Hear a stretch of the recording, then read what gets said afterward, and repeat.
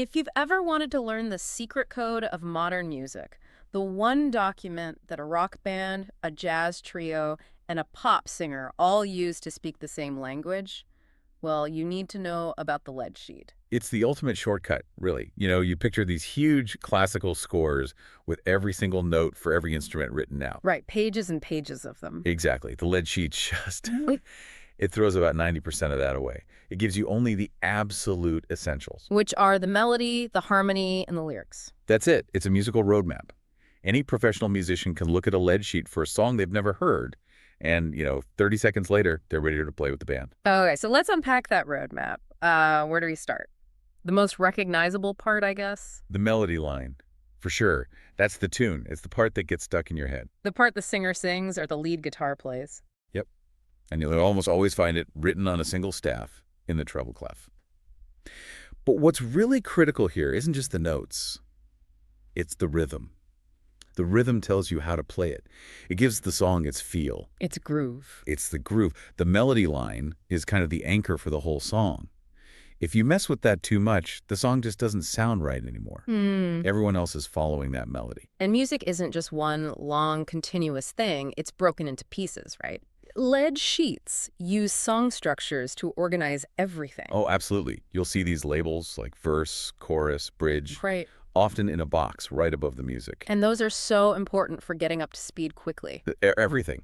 The verse is where you get the story, the details. Yeah. But the chorus, that's the main hook, the part everyone remembers. I've always been interested in the bridge. It's usually short, but it does so much work. It's like a little detour. It's there to provide contrast, a change in the mood or the harmony, and it always leads you right back into one last big chorus. So knowing these patterns, like verse, chorus, lets the band just lock in together instantly. Instantly. Okay, so we have the melody and the structure. Now for the foundation, which is where the real genius of the lead sheet shines. The chord symbols. Right. These are the little letters and numbers you see written above the melody line. This is the shorthand. Instead of writing out every note for the piano or guitar, you just write a letter, like C or G. That's the root note of the chord. So if I'm playing guitar, I see a G, and I know to play a G chord, my marching orders. Exactly. But then it gets fun. You often see numbers next to the letters, C7 or maybe G minor 9. What are the numbers for? They're instructions to add extra notes. They add flavor. They make the chord sound richer, more complex. Oh, okay. So adding a 7 can instantly make a chord sound more bluesy or jazzy. Adding a 9 can give it this sort of dreamy, relaxed feeling. It's a language for mood. So the efficiency here is that a guitarist can just see C7 and they know what to do without needing every single note written down for them. Precisely. It saves so much time and space. And it lets the player decide how to play that chord. You can strum it. You can play the notes one by one. It's up to you. And those basic letters, C, D, E, that part is universal across all genres. Now, before you even play a note, there are some instructions at the very top of the page. The key signature and the time signature. You have to look at these first. They're like the operating system for the whole song. The key signature, with its sharps or flats, tells you what scale or what family of notes you're working with. It sets the whole tonal world for the piece. It really does. And if the key changes in the middle of the song, you'll see a new key signature pop up. And right next to that is the time signature, those two numbers stacked on top of each other. That tells you the rhythm. The top number is how many beats are in a measure, and the bottom one is what kind of note gets one beat. 44 is the big one, right? Oh, yeah. 44 is the absolute backbone of pop, rock, country. That steady 1, 2, 3, 4 feel.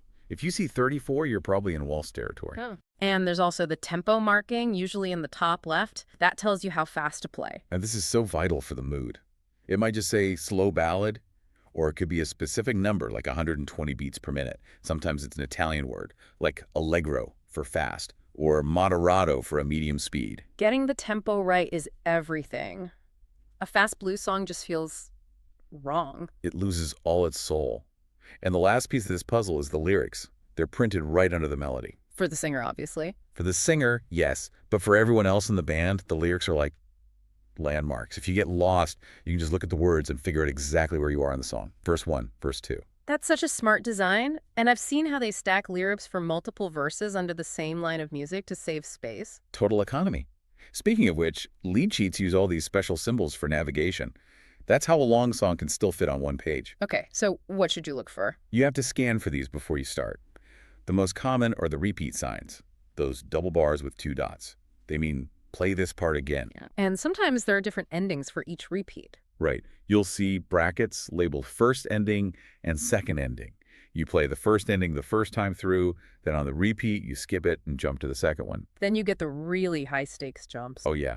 The big one is DCL coda. That means go all the way back to the beginning, that's da capo play, until you see a symbol, and then jump to the special ending section, the coda. And if you miss that jump while you're playing live, It can get very awkward very fast. so all this structure, all these rules, they actually lead to the biggest advantage of a lead sheet, which is improvisation. It gives musicians so much freedom. That's the perfect way to put it. I always say the lead sheet gives you the bones of the song, the structure and the harmony, but the musician adds the skin and muscle, the style, the texture. But wait, how does that not turn into a huge mess? Yeah. If everyone is improvising their parts based on the same chord symbols, couldn't it sound chaotic? It's a great question.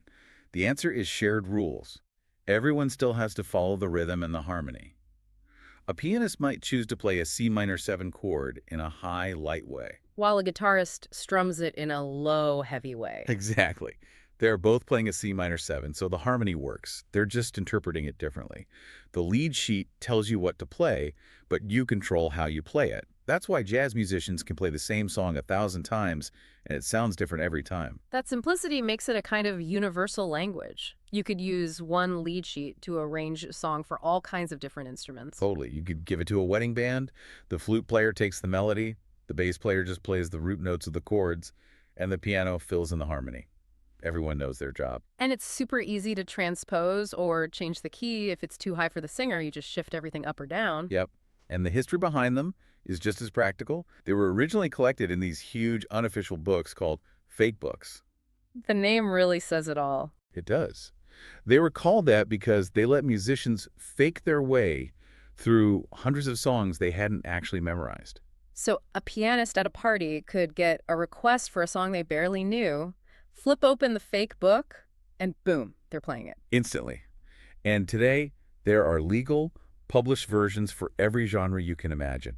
They're an essential tool for any working musician. Okay, so for anyone listening who wants to get started, you have a lead sheet in front of you. What is step one? Step one is always just the melody. Play it slowly, with a metronome if you can, and just get that rhythm right. Get it in your body. After you've got the melody down. Then you add the harmony. On a piano or guitar, just play through the chords, hear how they fit under the tune. Don't worry about being fancy, just play the basic chords. And then try to put them both together. That's the goal. And try singing the lyrics while you play the melody. It really helps you feel the phrasing. Once you're comfortable, then you can start experimenting with different ways to play the chords. And if you practice that process, you can pretty much learn any popular song out there. You have the key. In the end, a lead sheet is more than just notes on paper. It's an invitation. It gives you just enough structure to be creative and to collaborate with other musicians instantly. Mastering this shorthand is the key to understanding how the music you hear every day is actually built. The next time you listen to a song, try to hear that basic structure and you'll realize it's all there, hiding in plain sight. See you next time.